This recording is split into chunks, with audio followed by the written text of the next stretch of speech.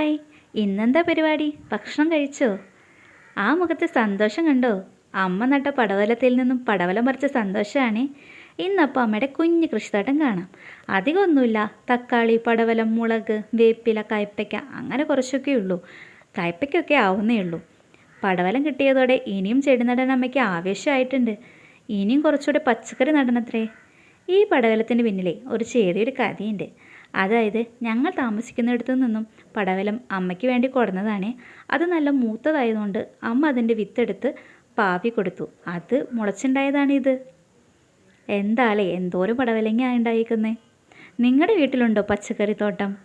നമ്മൾ വച്ച തേയിൽ നിന്നും ഫലം കിട്ടുമ്പോൾ അതൊരു പ്രത്യേക സന്തോഷം തന്നെയല്ലേ. നമുക്ക് ആവശ്യമുള്ളതൊക്കെ നമ്മുടെ വീട്ടിൽ തന്നെ ഉണ്ടാക്കുന്നതല്ലേ ഉള്ളൂ. സ്ഥലം എത്ര കുറച്ചായാലും നമുക്കിതുപോലെയൊക്കെ വച്ച് പിടിപ്പിക്കാമെന്നേ.